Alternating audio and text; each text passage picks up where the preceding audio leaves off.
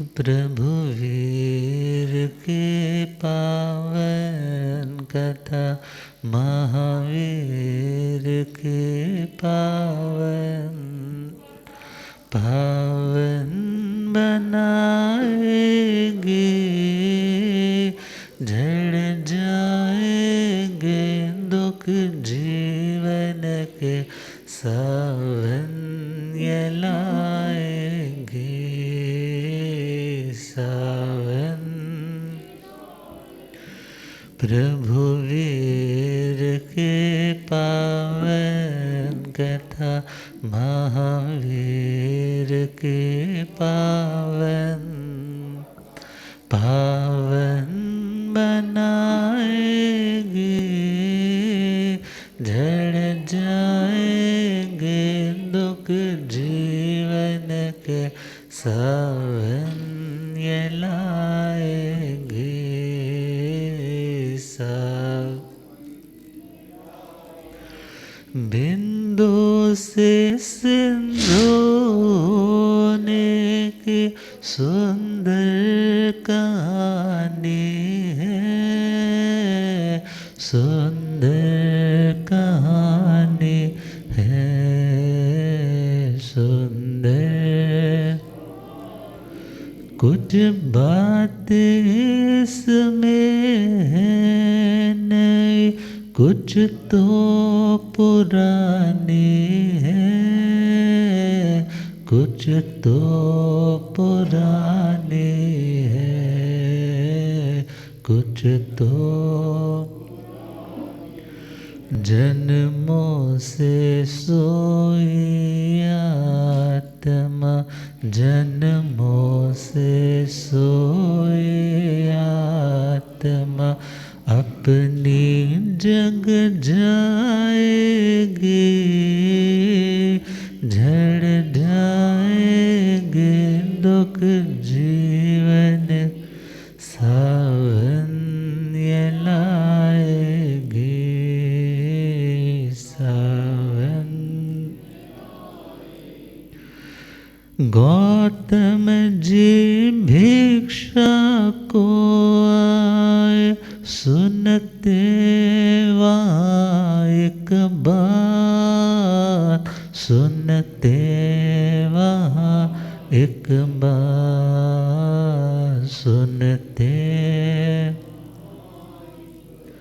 आकर पूछा प्रभुवर बोले, नाना द्वीप आदि है साथ, ना द्वीप आदि है साथ, ना द्वीप आदि है, असंख्य द्वीप सागर के, असंख्य चर्चा घर घर जाएगी, झड़ जाएंगे दुख जीवन के, सावन ये लाएगी सावन। प्रभु वीर के पावन कथा, महावीर के पावन पावन बनाएंगे, झड़ जाएंगे दुख जीवन के, सावन ये लाएंगे सावन। अनंत अनंत शांति के निकेतन शासनपति श्रवण भगवान महावीर स्वामी के पावन चरणा अरविंदों में हार्दिक भावना वंदन नमन। मेरे अंधेरे जीवन को रोशनी प्रदान करने वाले परम उपकारी आगम ज्ञान के भंडार, आगम ज्ञाता, आगम पुरुष, जो शास्त्ररत्न हिमाचल केसरी उपाध्याय भगवंत श्रद्धेय गुरुदेव श्री जितेंद्र मुनि जी महाराज साहब के पावन चरण कमलों में हार्दिक भावना वंदन नमन। विराजमान तपस्विरतन श्री प्रभु मुनि जी महाराज साहब के चरणों में वंदन। धर्म सभा में उपस्थित धर्मानुरागियों, सुशीलवती माताओं एवं बहनों, असीम पुण्योदय से भाग्योदय से आप सबको संतों का समागम और वीतरागवाणी श्रवण करने का सुअवसर प्राप्त हो रहा है। आज का दिन वर्ष की बड़ी संक्रांति का दिन। आज के ही दिन से दक्षिणायन से उत्तरायण की ओर परिवर्तन होने लगता है। आज के ही दिन से दिवस बड़े होने लगते हैं और रात्रियां छोटी होने लगती है। मानो दक्षिणायन से उत्तरायण की ओर, जैसे देवी देवताओं की जब भवनवासियों की ही बात करते हैं तो रिद्धि की दृष्टि से उत्तर दिशा के देवों की रिद्धि दक्षिण दिशा वालों से ज़्यादा रहती है। तो उत्तर यहाँ उत्कृष्टता को ले तो धर्म में उत्कृष्टता आए, जीवन में ज्ञान का सूर्य चमके और आत्मा अपने लक्ष्य की ओर बढ़ सके। श्रवण कर रहे हैं श्री महावीर गाथा परमात्मा श्रमण भगवान महावीर स्वामी के 27वें चतुर्मास के बाद हस्तिनापुर में मंगलमय पादार्पण और शिव राज ऋषि जिन्होंने राजपाट को छोड़ करके तापस दीक्षा स्वीकार कर ली है। साधना करते करते बेले बेले पारणा करते आतापना करते करते उन्हें अवधि अज्ञान पैदा हुआ और उस अवधि अज्ञान में उन्हें 7 द्वीप और 7 समुद्र दिखाई देने लग पड़े। अब उन्होंने ये अनाउंसमेंट अपने भक्तों के मध्य में कर दी कि इस सृष्टि में 7 द्वीप हैं और 7 ही समुद्र हैं।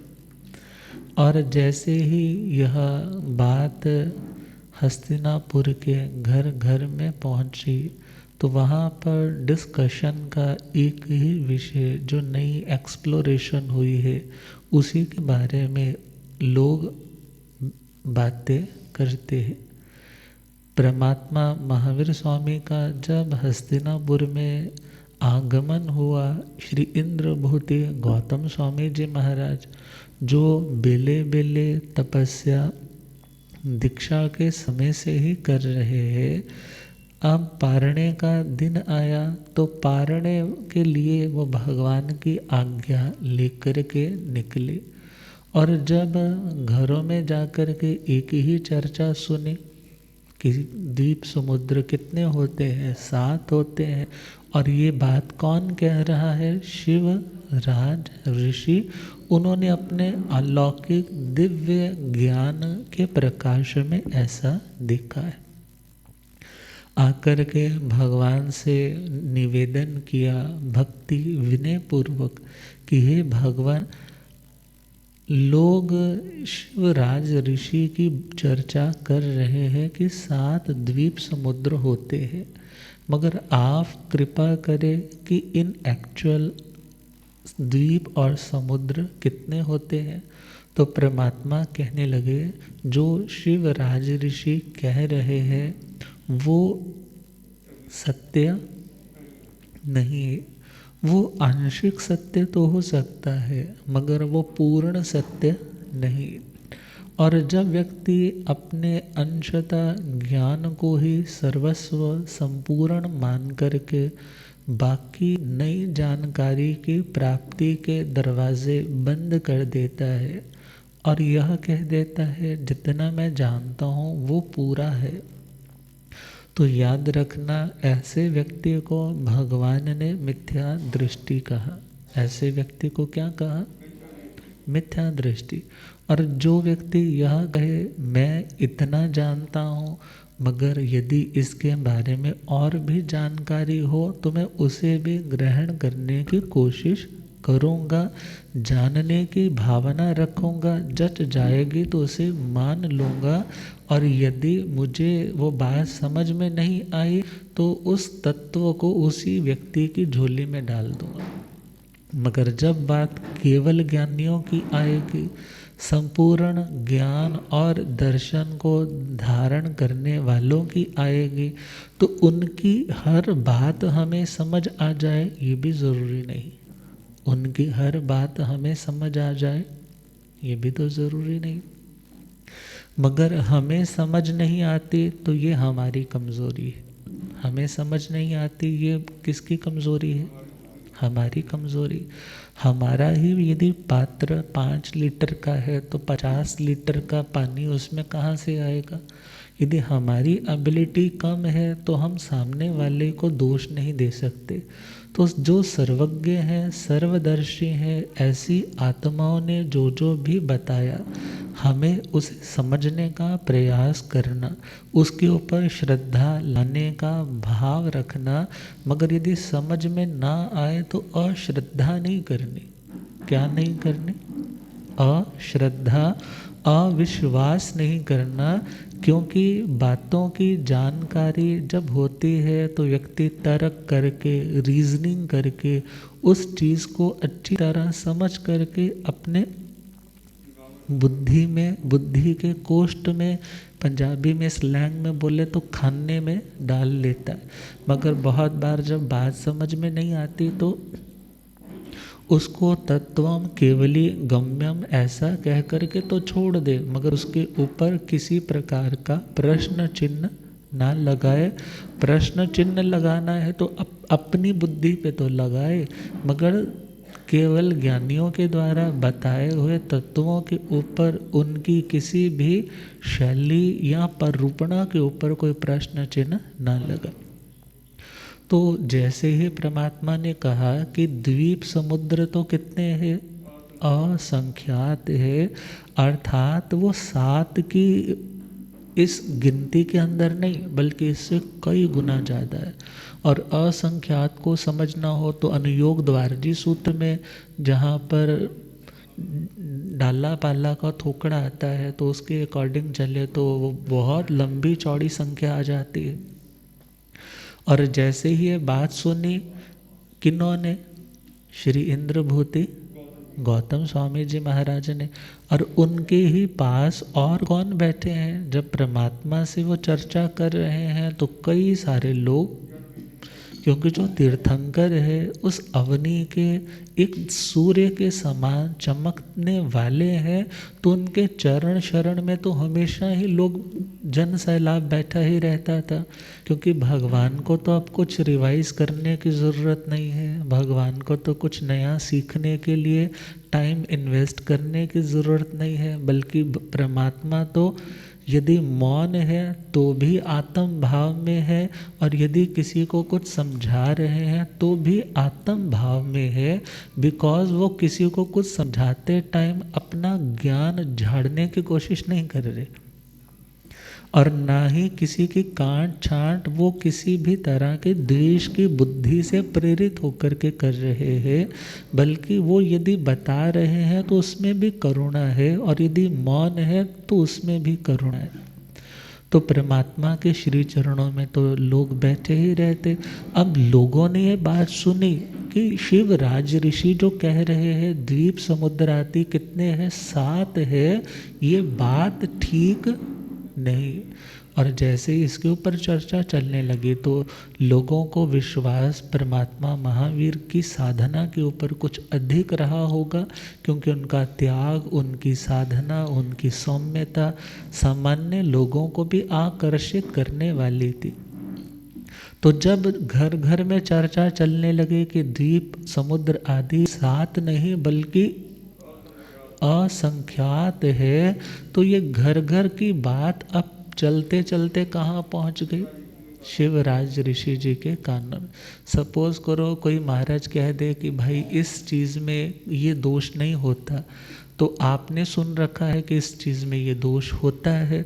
अब महाराज जी ने बोल दिया तो घर घर में अब सबकी चर्चा क्या चलने लग जाती है, पहले वाले आए थे वो तो ऐसा कह रहे थे, ये वाले आए हैं तो ऐसा कह रहे हैं। मगर हमारे लोग बड़े सियाने हैं, वो बोलते जैसा कह रहे हैं वैसा मान लो, जैसा कह रहे हैं वैसा मान लो। मगर तत्व तक पहुंचने के लिए हमें बुद्धि का प्रयोग भी करना है, और हमें केवल ज्ञानियों की उन आगमों की बातों को भी समझना है। समझेंगे नहीं तो सत्य का बोध हमें नहीं हो पाएगा। अब घर घर में चर्चा तो यही चल रही है। तो गौतम स्वामी जी महाराज बेले का पारणा है, घर घर में जा रहे हैं और एक ही बात सुन रहे थे, तो भगवान ने जो सारा उत्तर समाधान दे दिया। अब घर घर में डिस्कशन यही हो रही है, असंख्यात द्वीप समुद्र होते। अब ये बात जब शिवराज ऋषि जी ने सुनी, उन्हें अपनी ही नॉलेज के ऊपर क्वेश्चन मार्क लगाना पड़ा। वो सोच में पड़ गए। क्यों सोच में पड़ गए? क्योंकि उन्होंने भी श्रमण भगवान महावीर स्वामी के बारे में सुना है और उनकी दिव्य आभा मंडल को लोगों के अनुभवों के माध्यम से भी समझा है कि बड़े महान योगी है। और उन्होंने ये भी सुन रखा है, देख रखा है, जब परमात्मा महावीर स्वामी चलते हैं तो धर्म चक्र उनके आगे आगे चलता है। क्या चलता है?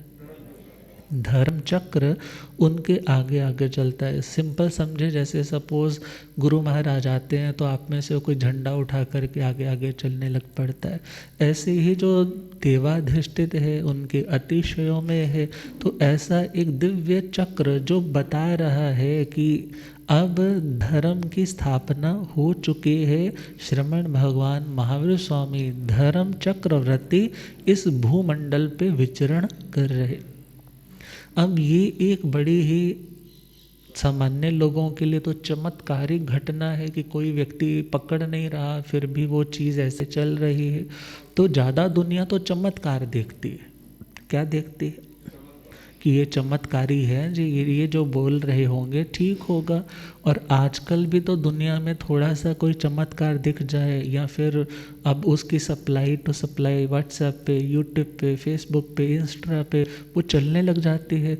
अब हमारी बहनों के पास टाइम तो खूब सारा होता है, जब मोबाइल पे बार बार वो चीज़ देखते हैं तो यूट्यूब वाले भी, गूगल वाले भी बड़े सियाने हैं, वो बार बार वही चीज़ दिखाते हैं, उसी के कंटेंट उसी के साथ वाला दिखाते हैं। बार बार देखने से माइंड की प्रोग्रामिंग वैसी होने लग जाती है, तुम सोचने वैसा लग जाते हो, सपने वैसे आने लग जाते हैं, तुम्हें लगता है मेरे साथ करिश्मा होने लग पड़ा, और अपनी श्रद्धा से भटक जाते हो।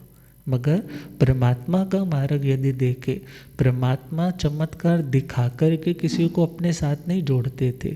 ये तो उनके स्वाभाविक चमत्कार थे जो तीर्थंकरों के साथ होते ही होते। तो परमात्मा जब चलते हैं उनके आगे धर्म चक्र चलता है। ये किन्होंने सुन रखा था? शिवराज ऋषि जी ने।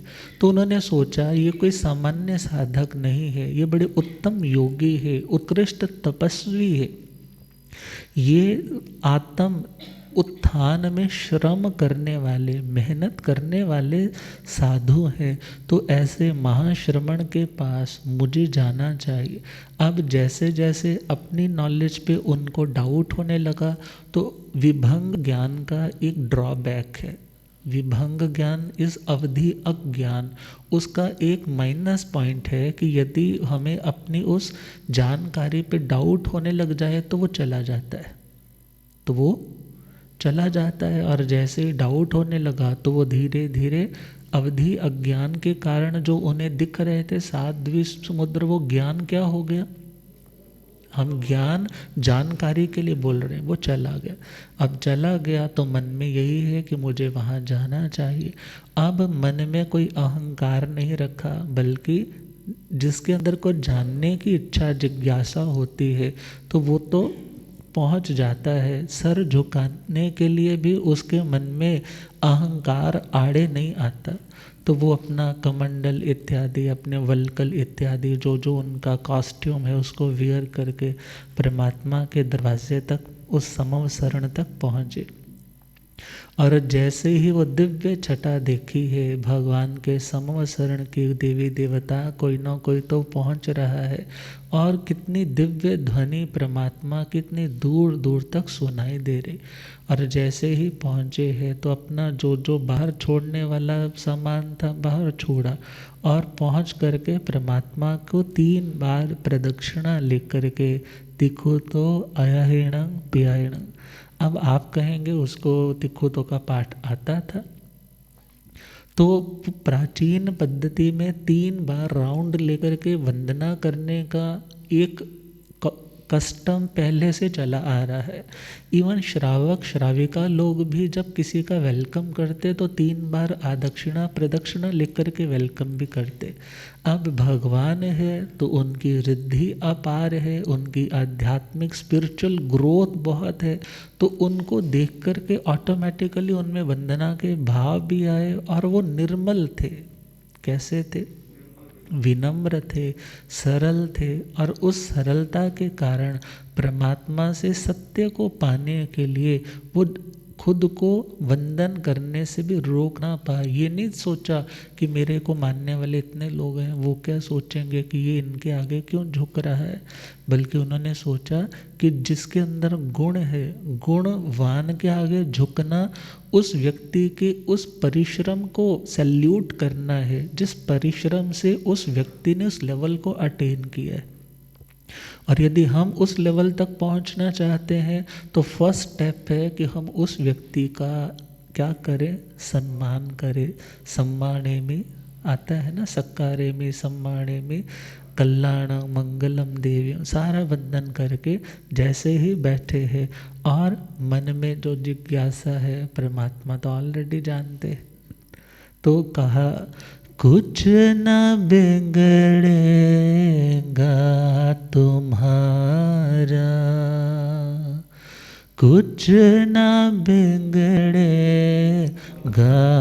तुम्हारा, प्रभु शरण आने के बाद कुछ न बिगड़ेगा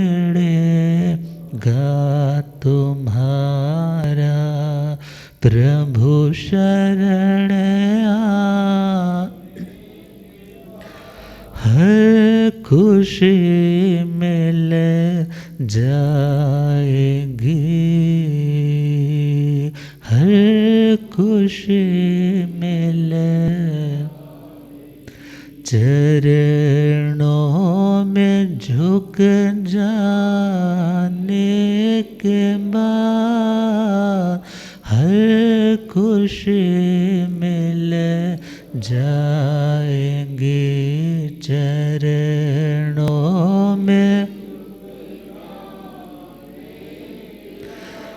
जब तलक है भेद दिल में कुछ नहीं बन पाएगा, जब तलक है भेद दिल में कुछ नहीं बन पाए, भक्ति तब रंग लाएगी, भक्ति तब रंग लाएगी, सब भेद मिट जाने के बाद कुछ न बिगड़ेगा तुम्हारा, प्रभु चरण हर खुशी मिल जाएगी, हो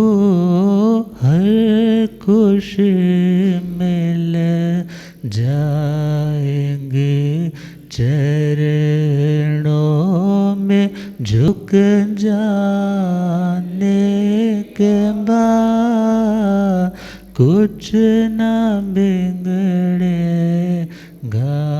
तुम्हारा। प्रेम की मंजिल के राही कष्ट पाते हैं जरूर। प्रेम की मंजिल के राही कष्ट पाते हैं। बीज फलता है वो एक दिन हो, बीज फलता है वो मिट्टी में मिल जाने के बाद कुछ ना बिगड़ेगा तुम्हारा। प्रभु शरण हर खुशी मिल जाएगी, हर खुशी मिल। चरणों में झुक जाने के बाद कुछ ना बिगड़ेगा तुम्हारा। प्रभु शरण मानो वो बूंद समुद्र में समा कर के समुद्र बनने के लिए ललायित थी, तो परमात्मा के श्री चरणों में उन्होंने अपना सर्वस्व अर्पण करना मंजूर कर लिया। भगवान की दिव्य देशना नव तत्वों का मंगलमय सार, चार गति के कारण और चार गति से भी पांचवी गति सिद्ध गति का मार्ग सुन करके उन्हें लगा सेवं भंते तमेव सच्चं निसंकं जं जिणेहिं पवयं। वही सत्य है जो वीतराग अरिहंत परमात्मा फरमा रहे हैं। कहा भगवान मैं आपके श्री चरणों में दीक्षा लेना चाहता। भगवान ने क्या कहना था? जैसे आपकी आत्मा को सुख हो। ईशान कोण मीन्स नॉर्थ ईस्ट डायरेक्शन में जाकर के अपने वो संपूर्ण तापसों की वेशभूषा को वो विसर्जित त्याग देते हैं। पंचमुष्टि लोच करके मानो एक शिखा का अग्र भाग रख करके जो साधु के उपकरण आदि है लेकर के परमात्मा के चरणों में पहुंच जाते हैं। और वो सारी पब्लिक मानो दीक्षा महोत्सव मना रही है, देख रही है। किनका? शिव राज ऋषि का। और भगवान के श्री चरणों में झुक करके वंदन करके यही भावना कि हे भगवान, दुनिया संसार जरा मृत्यु रोगों की आग से जल रहा है। मैं जलते हुए इस मकान से सार रूप रत्नों के समान अपनी इस आत्मा का उद्धार करना चाहता हूँ, अतः मेरे पे कृपा कीजिए। तो भगवान ने वह सामायिक चरित्र का मंगलमय पाठ और 5 महाव्रतों की आरोपण रूप छेदोस्थापनीय चारित्र का पाठ। अब जैसे ही वो कृपा फरमाई है, भले वो छोटी दीक्षा बड़ी दीक्षा, मगर परमात्मा के श्री मुख से दीक्षा का पाठ ग्रहण किया, चोटी ग्रहण हुई होगी और परमात्मा के श्री चरणों में वो अब शिव राज ऋषि, श्रमण शिव राज ऋषि बन गए। और परमात्मा ने स्थविरों को सौंपा कि इनकी सारणा वारणा धारणा का आपको ख्याल रखना। सारणा मतलब यदि कोई चीज़ भूल जाए तो उसको याद दिलवाना, स्मृति में लिख कर के आना। वारणा मतलब यदि कुछ ये अपनी मर्यादा से कुछ विपरीत गलत करने लगे तो उसको क्या करना, रोकना कि ऐसा नहीं करना। और धारणा, जिन चीज़ों को अच्छे से दिमाग में देखा जाए तो धारण करके रखना है, कभी वो चीज़ें भूलने लगे, कभी वो चीज़ें हिलने लगे, जो पूर्वजों की धारणाएं आई हैं उन धारणाओं को पक्का करवाना। जैसे घर में भी बुजुर्ग होते हैं, तब बुजुर्ग है तो वो किस चीज़ का ध्यान रखते हैं, बच्चों को बताते रहते हैं कि बेटा सारणा स्मरण अर्थात अपने देव गुरु धर्म को याद रखो। वारणा, ये गलत चीज़ें, ये शराब इत्यादि, ये मद्य मदिरा, ये गलत स्थानों पर घूमना फिरना, ये नॉनवेज फूड इत्यादि खाना, ये हमारा धर्म नहीं। उन चीज़ों से बार बार रोकने का काम किनका रहता है, जो स्थविर होते। स्थविर कौन होते हैं, जो अनुभवी होते। स्थविर कौन होते हैं, स्थविर जो ऑलरेडी जिन्होंने कई रुतें देखी है। बोलते हैं बरसों रुत के मिजाज सहता है, बरसों रुत के मिजाज सहता है, पेड़ यूं ही बड़ा नहीं होता। ऐसे ही यदि कोई आज व्यक्ति वृद्धा अवस्था में है, अनुभवी है, तो उस व्यक्ति की बातों में क्या होगा, सार होगा। तो कहा ऐसे व्यक्ति स्थविर है। क्यों? क्योंकि उन्होंने अपनी मर्यादाओं में स्थिर रहना सीख लिया है। अब वो यदि कोई चीज़ समझाते हैं तो उसको ज़रूर सुनो। ये नहीं कि हमें अभी नए नए पर आए हैं, हमें उड़ने दो, हमें मत रोको। तो ध्यान देना, बड़ों की बात काटने से अक्सर हमारे ही पंख कट जाते। अर्थात बड़े रोकते हैं तो बुरा लगता है, मगर जब अमर्यादित कार्य करते हैं तो दुनिया के लोग रोकते हैं। फिर दुनिया के लोग कहते हैं तुमने तो शर्म लिहाज को ही छोड़ दिया, तुम्हें अपने कुल खानदान का भी ज़रा ख्याल नहीं आता कि तुम किस रास्ते पे जा रहे हो। और सपोज उन बातों का भी उसको ख्याल ना आए ना, तो उस व्यक्ति का शरीर ही बगावत कर देता है।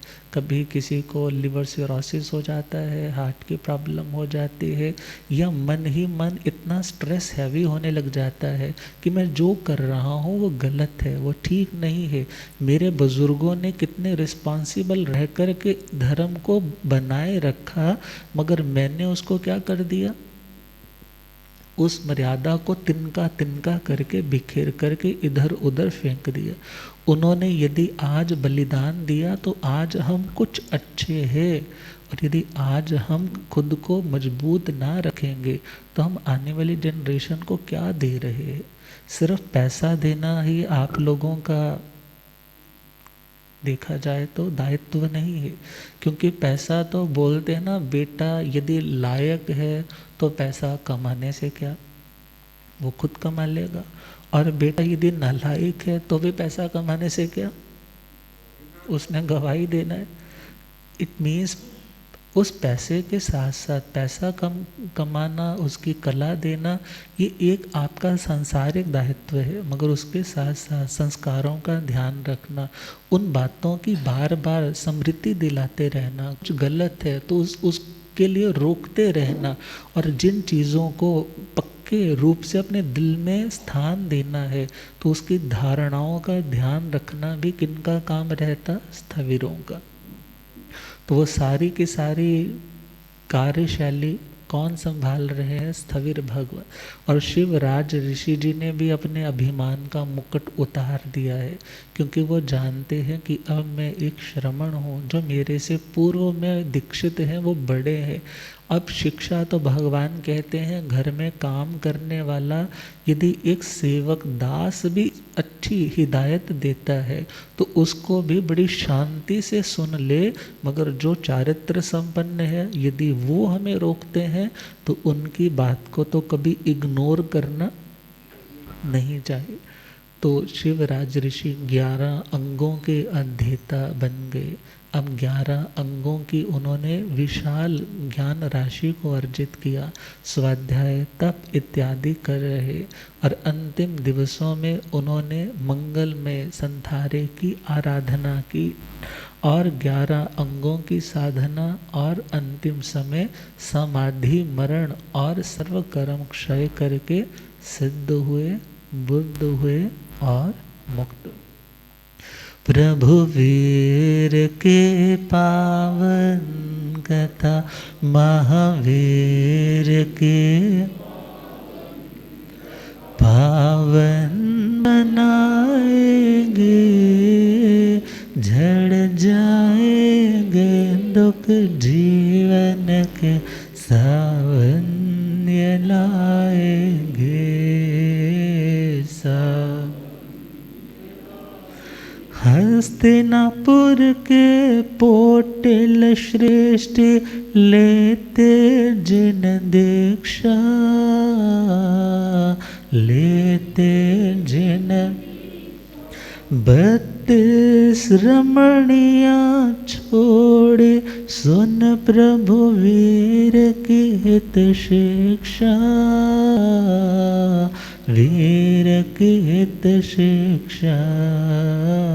प्रभु वीर के संयम से आणोत्तर देवो, संयम से आणोत्तर देवो की पदवी आएगी, झड़ जाएंगे दुख जीवन के सावन्य लाएंगे।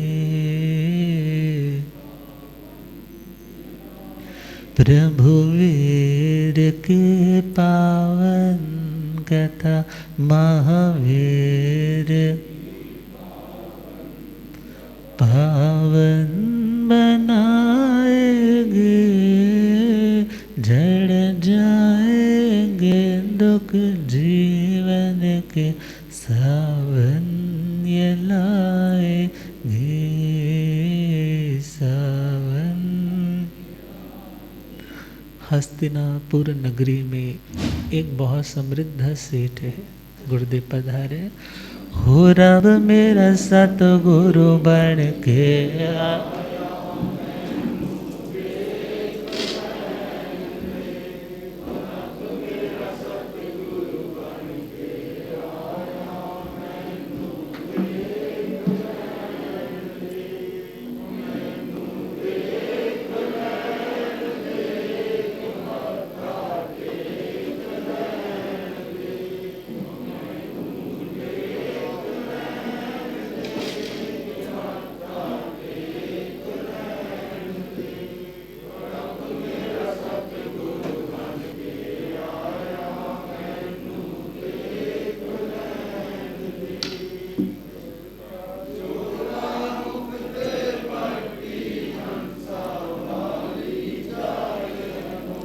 उच्चटा चोला मुक्त पटे हंसा होते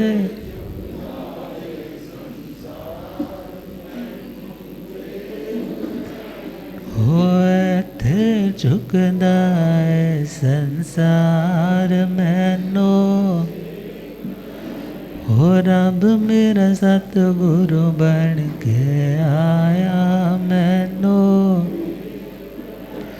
ओ पौंदे पौंदे पानी देंदा सुके बूटे हरे कर देंदा। पौंदे पौंदे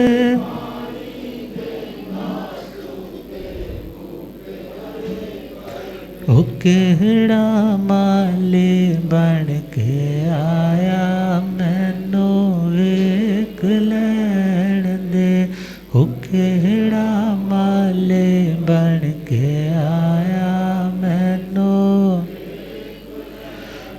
अब मेरा सतगुरु बन के आया मैनो, और अब मेरा सतगुरु बन के आया मैनो। भूलिया आगम ज्ञाता आगम पुरुष जन शास्त्र तन हिमाचल केसरी उपाध्याय भगवंत श्रद्धे गुरुदेव श्री जितेंद्र मुनि जी महाराज की जय। तो पोटिल नाम के श्रेष्ठी, उन्हें वैराग्य लगेगा किस प्रकार 32 पत्नियों को उस भोगों के माया जाल को वो काट करके संन्यास आश्रम में आएंगे। तब आगे की चर्चा कल सुनेंगे। और आज संक्रांति, बड़ी संक्रांति का भी दिन है। श्रद्धे गुरुदेव के श्रीमुख से आज का नाम भी सुनना है, धर्म संदेश भी सुनना है। तो आज के लिए इतना ही। आप श्रद्धे गुरुदेव जी हमारे साथ कृपा करें। ओम शांति।